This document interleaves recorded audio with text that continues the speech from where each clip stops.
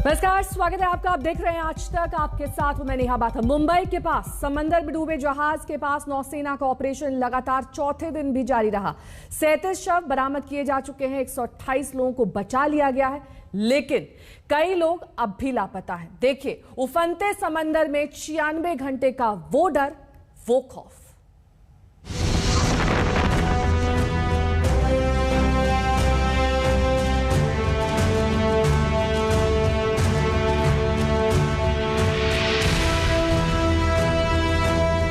मैं 11 घंटे समंदर के पानी में रहा हूँ। इसके बाद में नेवी वालों ने आके हम लोगों को बचाया है। मैं तो नेवी को सैल्यूट करता हूँ सर, उन्होंने हमारी जान बचाई। मतलब अपना सब कुछ ये निछावर करके सर उन्होंने हमारी जान बचाई है।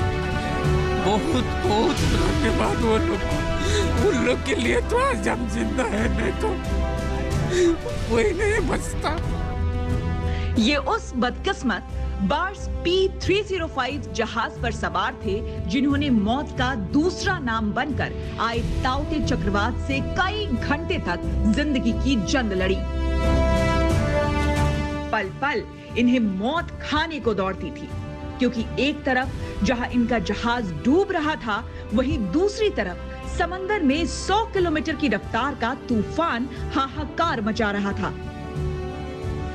ये लगातार नौसेना से बचा लेने की गुहार लगा रहे थे। वहीं नौसेना के सामने भी चुनौती आसान नहीं थी।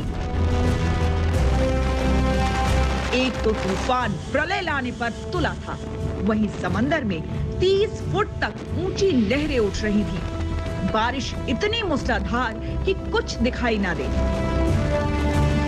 इन्हीं हालातों में नौसेना के जवानों ने ताउते के कहर में फंसे 4 अलग अलग जहाजों से लोगों की जान बचाने का ऑपरेशन शुरू किया। उनमें से सबसे छोटा जहाज बार्स P-305 मुंबई से 35 नॉटिकल मील की दूरी पर धीरे धीरे डूब गया। नौसेना के जहाजों और हेलीकॉप्टर्स की मदद से शुरू किए गए रेस्क्यू ऑपरेशन में बार्स P-305 जहाज से जैसे तैसे 188 लोगों को बचा लिया गया, लेकिन 37 लोगों की जान चली गई, जिनके शव बरामद कर लिए गए हैं। वहीं 50 सदस्यों का पता नहीं चल सका है। सर, हम लोग 1GC का काम कर रहे थे। हम लोग ये चीजें HRD प्लेटफॉर्म पे, आयरनमैन पे हम लोग सर 24 घंटे तक थे उधर ही।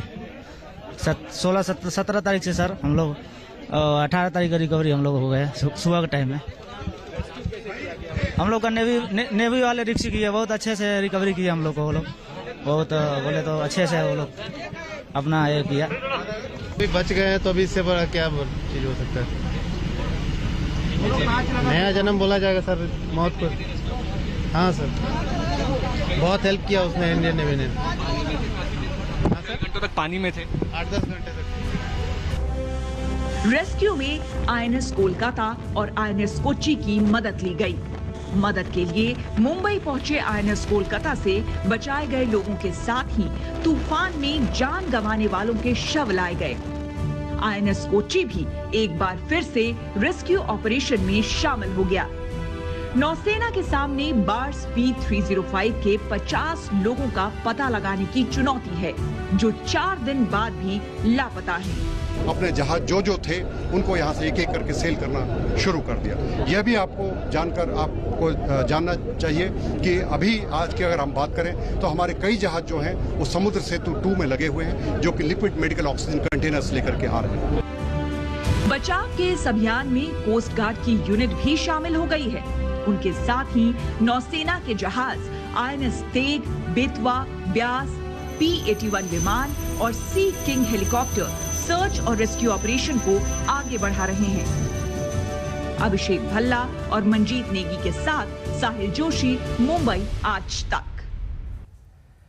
और इस वक्त की बड़ी खबर इसी से जुड़ी हुई। बार्ज P-305 के हादसे को लेकर दिल्ली से महाराष्ट्र तक अब सियासी लहरें भी उठने लगी हैं। दरअसल कांग्रेस नेता सचिन सावंत ने सीधे गैस पेट्रोलियम मंत्री धर्मेंद्र प्रधान का इस्तीफा मांगा है। वहीं नवाब मलिक भी केंद्र को घेर रहे हैं। नवाब मलिक ने कहा है कि मौसम विभाग ने 3 दिन पहले तूफान की चेतावनी दी थी, लेकिन ओएनजीसी ने चेतावनी पर ध्यान ही नहीं दिया। हादसे की जिम्मेदारी तय कर गुनाहगारों को सजा मिलनी चाहिए। उधर महाराष्ट्र कांग्रेस के नेता सचिन सावंत ने कहा कि यह प्राकृतिक नहीं बल्कि मानव निर्मित त्रासदी है। सावंत ने पेट्रोलियम मंत्री धर्मेंद्र प्रधान के इस्तीफे की मांग की है। Despite this alert by state and IMD, ONGC has neglected the alert. The 600 workers' life were in danger. They were not shifted to the safer place. And due to that, one of the barge has been drawn. 37 people lost their life. More than 40 people are still missing. The responsibility should be fixed. और ज्यादा जानकारी के साथ हमारे दो सहयोगी इस वक्त जुड़ गए हैं। पंकज उपाध्याय मुंबई से जुड़ गए हैं, सौरभ अक्तानिया भी हमारे साथ है। सबसे पहले पंकज, आपका रुख करते हुए, जाहिर तौर पर गैर जिम्मेदाराना रवैया था, लापरवाही बरती गई है, यही वजह है 37 लोगों की जान गई है। इस बात से कोई इनकार नहीं कर रहा, लेकिन क्या यह वक्त है किसी के इस्तीफा मांगने का, किसी की जिम्मेदारी तय करने का? क्योंकि अभी भी रेस्क्यू ऑपरेशन चल रहा है, ये सेना के मनोबल पर असर डालता है इस तरह की राजनीति करना। बिल्कुल ठीक कहा आपने। अभी फोकस होना चाहिए सर्च एंड रेस्क्यू ऑपरेशन जो इस वक्त भी चल रहा है। दर्शकों को जानकारी दे देना चाहते हैं कि इंडियन नेवी ने बताया है कि INS कोची को एक बार फिर से रवाना कर दिया गया। अच्छी बात तो इस वक्त सिर्फ इतनी है कि समंदर इस वक्त थोड़ा शांत नजर आता है। बीच समंदर में उतनी तेज हवाएं इस वक्त नहीं चल रही हैं, तो इंडियन नेवी कोस्ट गार्ड के साथ इस वक्त जो मिलकर सर्च एंड रेस्क्यू ऑपरेशन कर रहा है उसमें शायद इस वक्त उसको थोड़ी मदद जरूर मिलेगी। लेकिन इस वक्त इंडियन नेवी के अधिकारियों का भी कहना है कि कुछ लोग शायद उन्हें एज सर्वाइवर्स मिल जाएं। ये कह पाना उनके लिए बहुत मुश्किल है क्योंकि वक्त धीरे धीरे और ज्यादा बीतता जा रहा है। 17 मई को बाज P305 ने करीब 8:30 से 9 बजे के बीच में एक SOS दिया था। इंडियन नेवी का कहना है कि यूं तो बड़े शिप्स को रेडी होने में, ऑर्गेनाइज होने में, सेट सेल करने में 3 से 4 घंटे का वक्त लग जाता है, लेकिन साइक्लोनिक एक्टिविटी को देखते हुए वो पहले से ही तैयार था और 1 घंटे के अंदर ही अंदर यानी 10 बजे INS कोची सेट सेल कर गया। लेकिन 35 किलोमीटर 35 नॉटिकल माइल्स तक पहुंचते पहुंचते क्योंकि तेज हवाएं थी, समंदर बहुत ज्यादा उग्र था, इसलिए शाम को 4 बजे ही INS कोची उस साइट पर पहुंच सका और उसने अपना ऑपरेशन शुरू कर दिया। आज अभी इस वक्त भी ऑपरेशन चल रहा है, कोस्ट गार्ड की मदद ली जा रही है, इंडियन शिप्स वहां पर मौजूद हैं, सर्वेलेंस एयरक्राफ्ट्स वहां पर मौजूद हैं, हेलीकॉप्टर्स वहां पर मौजूद हैं, यानी INS ने अपनी पूरी यहां पर जितनी ताकत है वो झोंक दी है पता लगाने में क्या कोई सर्वाइवर्स मौजूद हैं या नहीं है। और ऐसे समय में जब इंडियन नेवी, कोस्ट गार्ड मानो उन्होंने अपनी पूरी माइट लगा दी है, यहां पर MVS सरकार है जो राजनीति करते थक नहीं रही। सौरभ अक्तानिया भी हमारे साथ जुड़े हैं। सौरभ, लगातार ये ऑपरेशन जारी है, 4 दिन बीत चुके हैं, कई चैलेंजेस, चुनौतियां पहले ही बताई जा चुकी हैं कि इस पूरे ऑपरेशन में आ रही है। अभी करंट स्टेटस क्या है? कुछ लोग अभी भी जिंदा हो सकते हैं, इस तरह की उम्मीद जाहिर की गई। जी देखिए नेहा, उम्मीद पर दुनिया कायम है और अभी भी जो भारतीय नौसेना है और साथ ही कोस्ट गार्ड है, जिस तरीके से पंकज बता रहे थे, पूरी जोर से कोशिश करी है कि कहीं ना कहीं और कोई सर्वाइवर्स मिल ही जाए, क्योंकि अभी भी बहुत सारे लोग मिसिंग है और सिर्फ वो मुंबई की नहीं पूरे देश के अलग अलग हिस्सों से है। जो परिवार वाले हैं वो बहुत ही दुख में है, सदमे में है, क्योंकि उनको इतने दिन बीत जाने के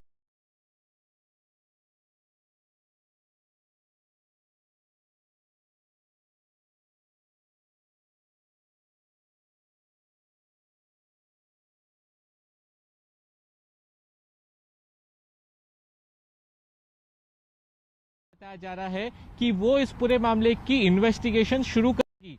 महाराष्ट्र सरकार ने तो साफ कह दिया है कि इसके अंदर सेक्शन 304 यानी कि डेथ ड्यू टू नेग्लिजेंस के तहत FIR दर्ज की जाए। सीधे सेंटर और स्टेट गवर्नमेंट का जो झड़प सामने वापस आ रही है, लेकिन ये कोई समय नहीं है जिस पर आप राजनीति करें। लेकिन मुंबई पुलिस ने इसी बीच अब एक प्रोसेस है कि किस तरीके से इन्वेस्टिगेशन शुरू किया जाएगा नेहा, क्योंकि उनका ऐसा कहना है कि IMD ने जब पहले से ही वार्निंग दे दी गई थी तो क्यों वो बाज वहां पर इतने सारे लोगों के साथ वहां पर बीच समंदर के इतने अंदर थी, वो कोस्ट पर वापस क्यों नहीं आई? कहीं ना कुछ तो लूपहोल्स होगा कि इतने सारे लोगों को अपनी जान जोखिम में डालकर इस साइक्लोन तौते के बीच में रहना पड़ा। तो ये सबसे बड़ा जो पार्ट है जो इन्वेस्टिगेशन करना बहुत जरूरी है। बहुत बहुत शुक्रिया सौरभ और पंकज, आप दोनों का इस तमाम अपडेट्स और जानकारी के लिए। और इस बीच देश के पश्चिमी इलाकों में ताउते का खतरा टलने के बाद पूर्व से एक नया खतरा दस्तक दे रहा है। दरअसल बंगाल की खाड़ी में एक नए तूफान को लेकर चेतावनी जारी कर दी गई है। इस तूफान का नाम यास है, जिसके निशाने पर खासतौर पर ओडिशा और पश्चिम बंगाल है।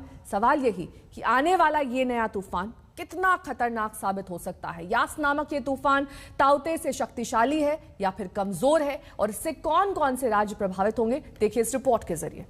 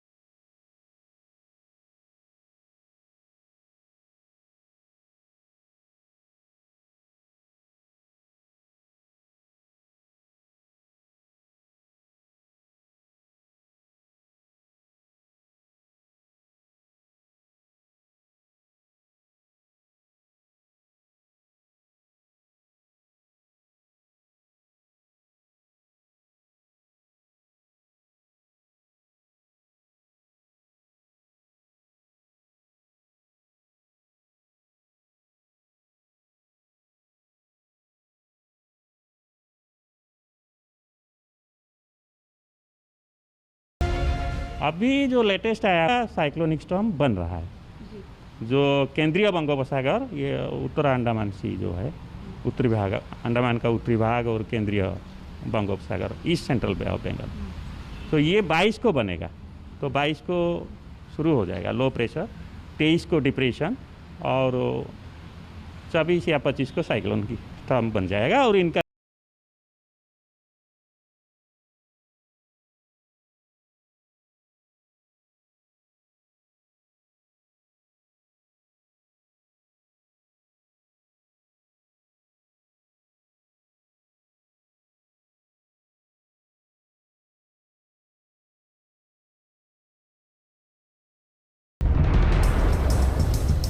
मौसम विभाग का कहना है कि पूर्वी मध्य खाड़ी और उसके आसपास के क्षेत्रों में कम दबाव बना हुआ है।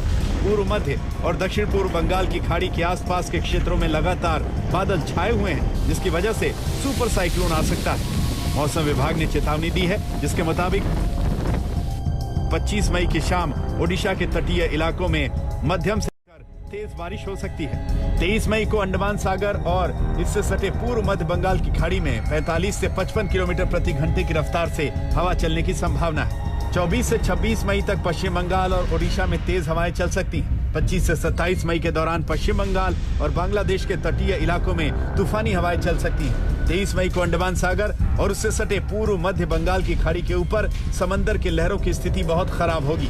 25 से 27 मई के दौरान ओडिशा और पश्चिम बंगाल के तट पर समंदर की लहरें प्रचंड रूप धारण करेंगी। यास तूफान की आहट के साथ ही मौसम विभाग ने मछुआरों को सलाह दी है कि वो 23 से 25 मई तक बंगाल की खाड़ी के गहरे समुद्री इलाकों में न जाएं। साथ ही 25 से 27 मई तक ओडिशा और बंगाल की खाड़ी में न जाएं। जो मछुआरे गहरे समुद्र में हैं, उन्हें 23 मई तक लौट आने की सलाह दी गई। आज तक ब्यूरो। और अब बात दिल्ली की बारिश की, जिसने तोड़ दिए हैं सारे रिकॉर्ड।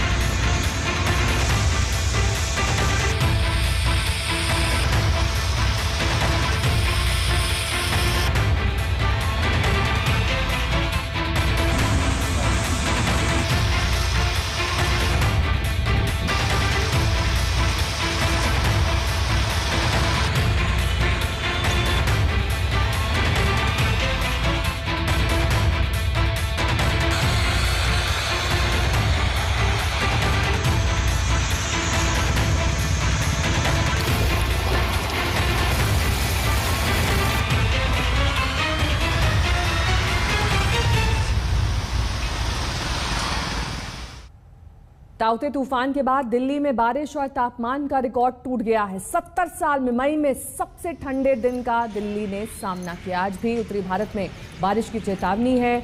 सड़कें टूट गई हैं, ध्वस्त हो गई हैं।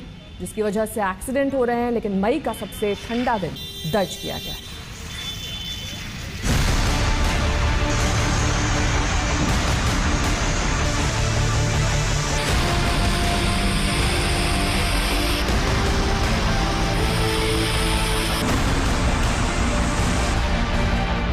दिल्ली की सड़कें तेज हवाओं और भारी बारिश की कहानी कह रही है। बीती रात से सुबह तक बारिश की इतनी भारी डोज दिल्ली वालों को मिली कि शहर पानी पानी हो गया। मौसम विभाग ने पहले ही सावधान कर दिया था कि तूफान और बारिश के उफान के लिए लोग तैयार रहें।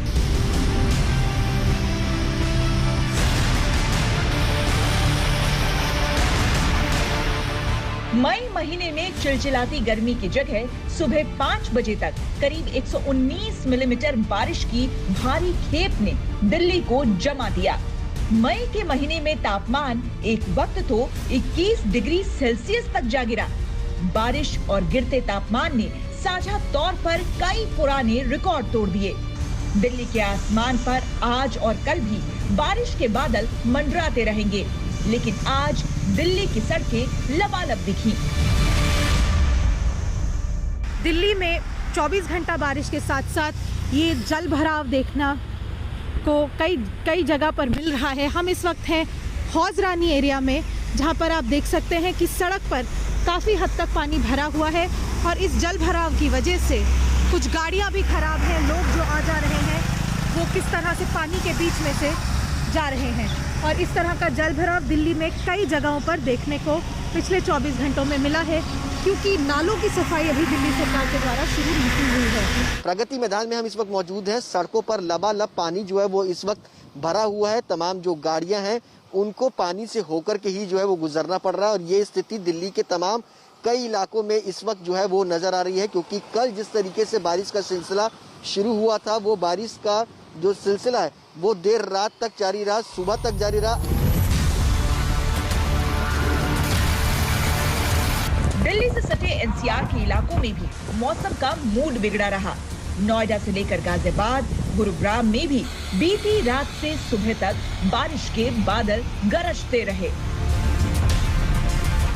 समंदर में ताउते तूफान गरजता रहा तो इधर मैदानी इलाकों में बेमौसम बारिश ने ताकत दिखा दी। उत्तर भारत के कई शहरों में भी बारिश ने गर्मी पर फिलहाल विजय पा ली। आज भी कई इलाकों में मौसम हवाओं और बारिश के साथ माहौल सर्द रखेगा। आज तक bureau.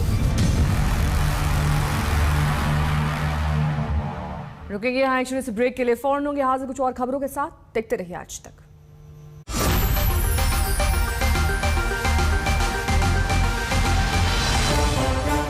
Take 1, take 2, take billion and 3। बावजूद इसके मेरे बाल रहे हमेशा तैयार। से hello to wow hair days with wow skin science red onion black seed hair oil, बिना किसी हानिकारक केमिकल्स के। ऑर्डर कीजिए www.buywow.in पर। प्रमोशन जलन हो रही है? हाँ हो रही है, लेकिन दम आलू खा के। जब गैस, एसिडिटी और बदहजमी सताए तब सिर्फ गैसोफास्ट असली जीरा। प्रेजेंटेशन शुरू होने वाली है, ऊपर आ जा। सर दिन खत्म हो गया, तुम्हारी एनर्जी अभी तक खत्म नहीं है। खाते क्या हो? Let's make sure we close this account, guys. Thank you very much. Sir इतने सालों से आप फिजिकली फिट, मेंटली फिट, खाते क्या हो आप? सवाल पहले मैंने किया था ना। एनर्जी को रखे बरकरार, नेचुरल जिनसेंग एंड टोरिन। और ओवरऑल हेल्थ के लिए 20 मल्टीविटामिन्स और minerals, zinc, vitamin D and C, बढ़ा इम्यूनिटी हर पल। अरे के आप भी ओके? Of course, जब हेल्थ ओके तो सब ओके।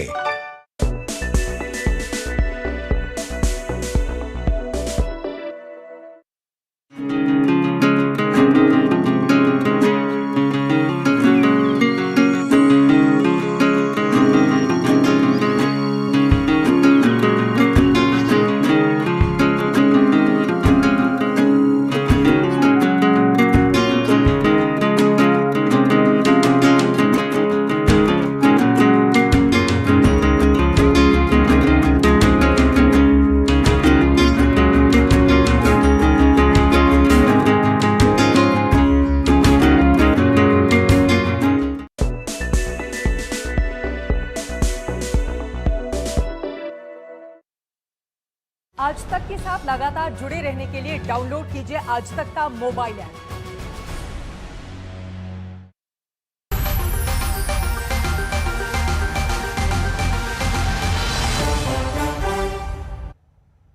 उधर भारी बारिश से चमोली और आसपास के इलाकों में तबाही की खबर है। भारी बारिश से करीब के नदी और नाले इस वक्त उफान पर है। कई ट्रक भी पानी में फंस गए हैं। इलाके में लगातार 2 दिन से बारिश ने भारी तबाही मचाई है। तस्वीरें बयां कर रही किस कदर अलग अलग जगहों पर वाहन फंस गए हैं। पानी का बहाव काफी ज्यादा है, सड़कें कटान पर हैं और यही वजह है कि तबाही का मंजर है।